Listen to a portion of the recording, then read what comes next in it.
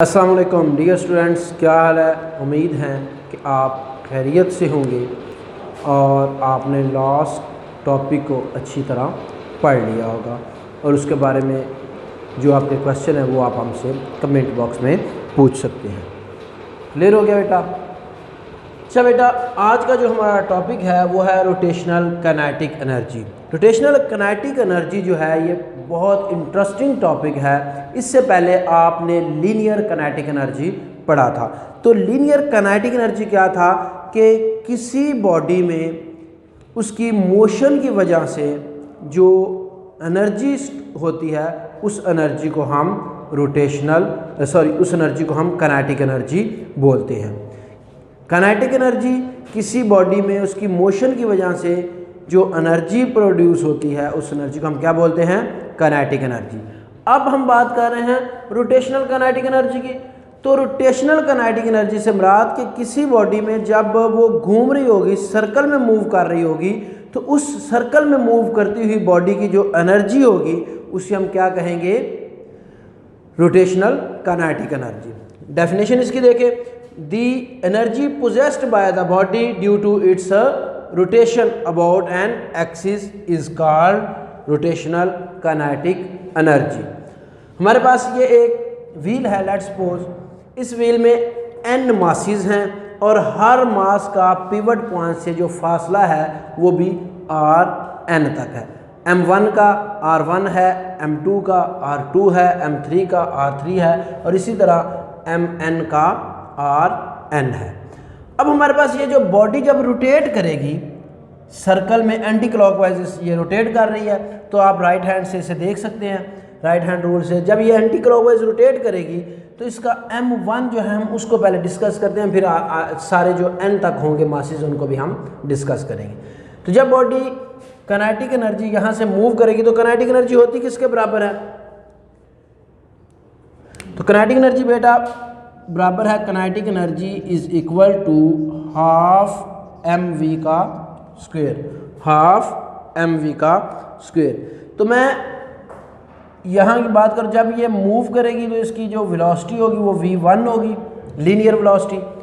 मैं linear velocity की अभी काइनेटिक एनर्जी की बात कर रहा हूँ, तो मैं इसको m1 और v1 लिख लेता हूँ। क्लियर हो गया? अब मेरे पास एक रिलेशन है जो लीनियर वेलोसिटी और एंगुलर वेलोसिटी का है, वो किसके बराबर है?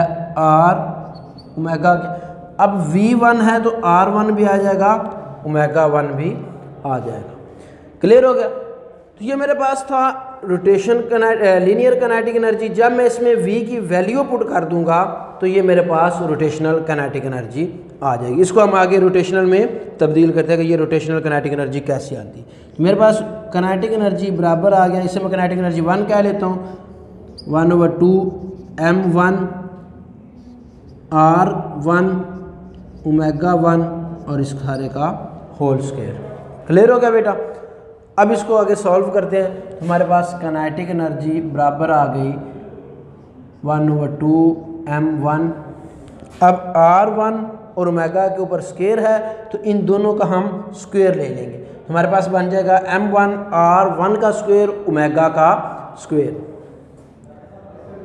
1/2 हाफ m1 r1 का स्क्वायर और ओमेगा का स्क्वायर आ गया। ये मेरे पास आ गया काइनेटिक एनर्जी। इसे मैं रोटेशनल कह रहा हूँ क्योंकि ओमेगा वेलोसिटी आएगी तो अब ये हमारे पास रोटेशनल आ जाएगा। क्लियर हो गया बेटा? अब ये मेरे पास रोटेशनल काइनेटिक एनर्जी आ गई 1 की। अब मैं m2 की बात करता हूँ। फॉर एग्जांपल मेरे पास ये मास m2 है तो ये फासला क्या कहलाएगा? r2। तो मेरे पास काइनेटिक एनर्जी 2 रोटेशनल किसके बराबर आएगी? हाफ m2 r2 का स्क्वायर ओमेगा का स्क्वायर। मेरे पास ये पॉइंट m3 है तो ये फासला r3 कहलाएगा। तो रोटेशनल काइनेटिक एनर्जी किसके बराबर आ जाएगी? हाफ m3 r3 का square omega square. Let's suppose मेरे पास ये पॉइंट है mn और ये फासला क्या कहलाएगा?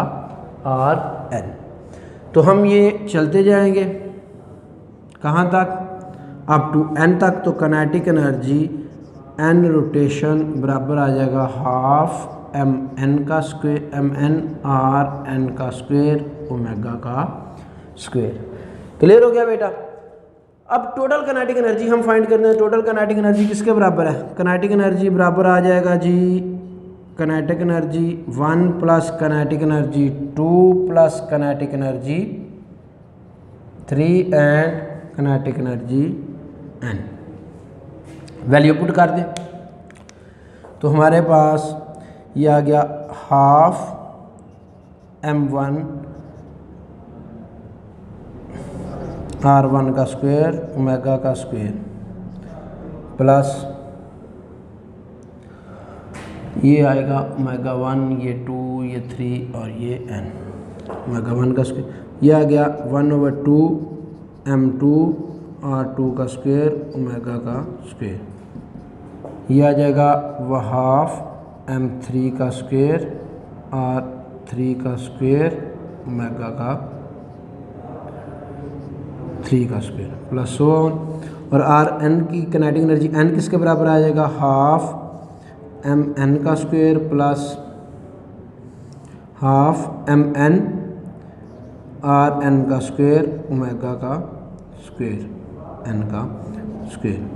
क्लियर हो गया बेटा। अब चूंकि बॉडी जो है ये पूरी रोटेट कर रही है, बॉडी पूरी रोटेट कर रही है। अब ये रिजिड बॉडी है तो इसमें जितने भी मासेस हैं उनकी पोजीशन चेंज नहीं हो रही, तो उनकी जो एंगुलर वेलोसिटी है वो क्या रहेगी? सेम। तो एंगुलर वेलोसिटी सेम होने की वजह से हमारे पास ओमेगा 1 बराबर है ओमेगा 2 के और ओमेगा 2 बराबर है ओमेगा 3 के और ये बराबर है ओमेगा n के और इसे हम सबको ओमेगा के बराबर कह लेते हैं।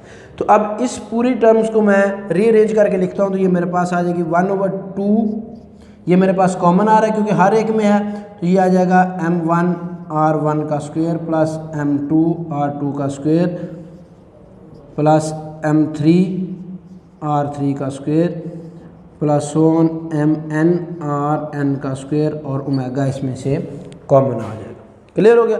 अब ये टर्म हम बार बार पीछे यूज़ कर चुके हैं कि इसको हम समेशन की फॉर्म में लिखते हैं। तो काइनेटिक एनर्जी का रिजल्ट हमारे पास रोटेशनल का किसके बराबर आ जाएगा? 1/2 sum of i is equal to 1 to n mi r i का स्क्वायर ओमेगा। क्लियर हो गया। और ये चीज़ हमारे पास किसके बराबर है? ये हमारे पास इक्वल टू किसके आता है? आई के। तो हमारे पास आ गया kinetic energy rotational is equal to 1/2 I omega का स्क्वायर 1/2 आई ओमेगा का स्क्वायर। क्लियर हो गया बेटा। तो ये हमारे पास था रोटेशनल काइनेटिक एनर्जी। अब इसके यूजेस क्या हैं? तो रोटेशनल काइनेटिक एनर्जी को हम कहाँ पर यूज़ करते हैं बेटा? तो एक तो इसको हम फ्लाई व्हील में के तौर पर यूज़ करते हैं। किसमें? फ्लाई व्हील के तौर पर।